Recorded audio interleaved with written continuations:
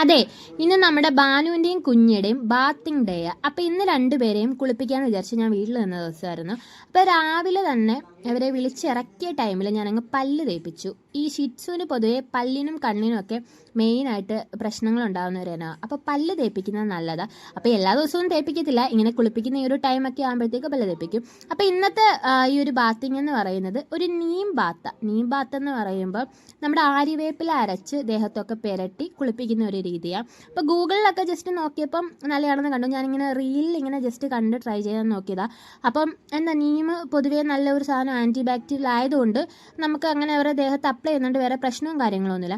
പിന്നെ അവർ നല്ല ഹെയറി ആയതുകൊണ്ട് നല്ലപോലെ ദേഹത്തെല്ലാം ഫുള്ള് പറ്റി പിടിച്ചിരിക്കുകയും എടുക്കുകയൊക്കെ ചെയ്യും. അങ്ങനെ രണ്ടുപേരെയും ഞാൻ ഫുള്ള് എല്ലാ ഏരിയയിലും തേച്ച് കൊടുത്തു. നമ്മുടെ ഈ ടിക്ക് അതുകൊണ്ട് ചെള്ള അങ്ങനെയുള്ള സാധനങ്ങളൊക്കെ വരാതിരിക്കാൻ നല്ലൊരു സാധനമാണ് കണ്ടത്. ഇതിൻ്റെ ടേസ്റ്റ് എന്തുവാന്ന് അറിയാത്തതുകൊണ്ട് കുഞ്ഞ് ഇതിങ്ങനെ കടിച്ച് തിന്നുന്നുണ്ടായിരുന്നു. കുറച്ച് കഴിഞ്ഞപ്പോൾ തുപ്പിക്കളഞ്ഞ്, കയ്പ്പായതുകൊണ്ട് ആർക്കായാലും കയ്പ്പ് അറിയില്ലോ.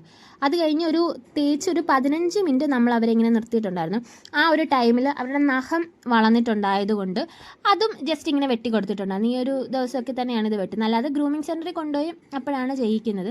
അപ്പോൾ ബാനു അങ്ങനെ സത്യത്തിൽ ഇരുന്ന് തരാറില്ല, ഇപ്പോൾ എന്താണെന്നറിയില്ല ഇരുന്ന് തന്നു. അത് കഴിഞ്ഞപ്പോൾ ചരുവത്തിൽ വെള്ളത്തിൽ ഇങ്ങനെ വെള്ളം നിറച്ച് കുഞ്ഞിനെ ആദ്യം കുളിപ്പിച്ചു. കുഞ്ഞിനെ നമ്മൾ ഒത്തിരി കുളിപ്പിച്ചില്ല, ഇപ്പോൾ ഒത്തിരി നാളായില്ലല്ലോ, ജനിച്ചിട്ട് ഇപ്പോൾ ഒരു 3 മാസമൊക്കെ കഴിഞ്ഞതല്ലേ ഉള്ളൂ.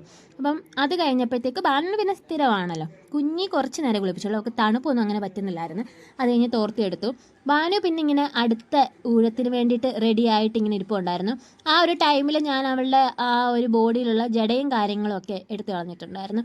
കുതിരുമ്പോൾ നമുക്കത് പെട്ടെന്ന് ഇങ്ങനെ മുറിച്ച് കളയോ കളയോ ചെയ്യുക, അല്ലാത്തപ്പോൾ ഭയങ്കര പാടാണ്. അത് കഴിഞ്ഞ് ഞാൻ ഫുള്ള് കുളിപ്പിച്ച് ഇങ്ങനെ തോർത്തുന്ന ഒരു സീനായി കാണുന്നത്. നല്ലപോലെ വിറയ്ക്കുന്നുണ്ടായിരുന്നു. അപ്പോൾ ഇതാണ് ഇവരുടെ ബാത്ത് ഡേ. അപ്പോൾ ഇത്രയേ ഉള്ളൂ. ടാറ്റാ.